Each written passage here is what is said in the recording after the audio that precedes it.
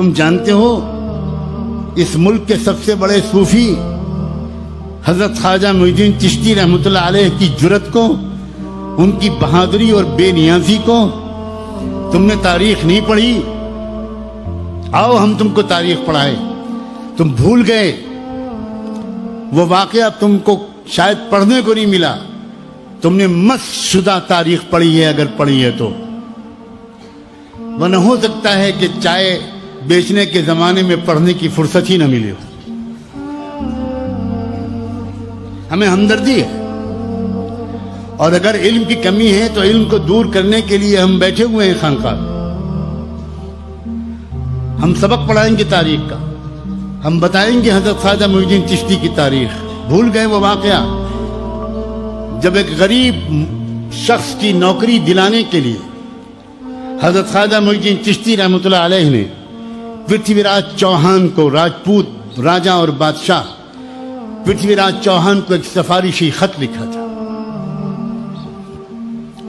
یہ اللہ والے، یہ صوفی کبھی اپنے بیٹے، بھتیجے، بھانجے، داماد کے لیے کوئی حکومت سے مدد نہیں مانگتے تھے، لیکن جب ان کے پاس کوئی غریب، بے روزگار، لاچار شخص آتا تھا اور وہ کہتا تھا کہ آپ بہت بڑے آدمی ہیں، آپ کی بات تو سرکار نہیں ٹالے گی، ایک چٹھی لکھ دیجئے کہ مجھے نوکری مل جائے۔ انہوں نے اللہ کی رضا کی خاطر ایک کاغذ پر چند سطریں لکھ کر پرتھوی راج چوہان کو بھیج دیں۔ پرتھوی راج چوہان اجمیر کا راجا تھا، اور اجمیر پورے اس ملک کا پائے سلطنت تھا، مضبوط ترین راجا تھا۔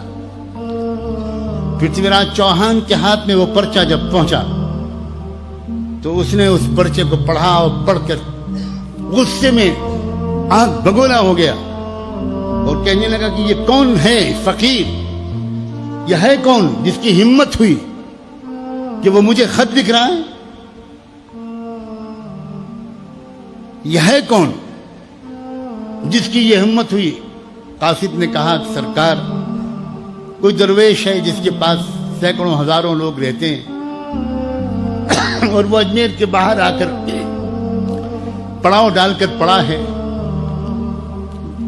نماز میں، ذکر میں، تلاوت میں لگا رہتا ہے، کوئی لینا دینا نہیں۔ تو پرتھوی راج چوہان نے حضرت خواجہ معین الدین چشتی کے خط کو پاڑ کر پھینک دیا، ٹکڑے کر دیے، اور اس شخص سے کہا کہ میں تمہارے ٹکڑے نہیں کرتا، اس لیے کہ تم یہاں کے ایک باشندے ہو، خبردار آئندہ میرے پاس کسی کی چٹھی لے کر آنے کی غلطی مت کرنا۔ وہ کانپتا رہا اور واپس چلا گیا۔ کسی طرح واپس پہنچا حضرت خواجہ کے پاس، اور کہاں جا کر کہ حضرت نے پوچھا کہ کیا ہوا؟ حضرت خواجہ معین الدین چشتی نے بتایا کہ نوکری تو کیا ملتی، میری جان ہی بچ گئی، آپ کے خط کے ٹکڑے کر دیے۔ حضرت خواجہ معین الدین چشتی نے آسمان کی طرف دیکھا اور کہا، اللہ اب اس کی سلطنت کے بھی ٹکڑے کر دیجیے۔ تاریخ گواہ ہے،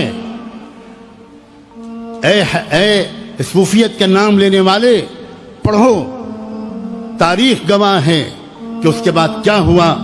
پھر وہ پرتھوی راج چوہان کی سلطنت جو بار بار مختلف قسم کے راجوں مہاراجاؤں کے حملوں کے باوجود کسی طرح تسخیر نہیں ہوتی تھی، آئندہ خواجہ ابو محمد چشتی کے اشارے پر شہاب الدین غوری کے ایک حملے کے بعد چکنا چور ہو گئی، اور ملک کی تاریخ بھی بدل گئی، ملک کا جغرافیہ بھی بدل گیا۔ ان اللہ والوں کو، اصلی صوفیوں کو چھیڑنے کی غلطی مت کرنا۔ اگر تم نے اللہ والوں کے دل کو دکھایا اور کسی ایک اللہ والے نے کسی وقت آسمان کی طرف نظر اٹھا کر دیکھ لیا تو سر چھپانے کی جگہ نہیں ملے گی۔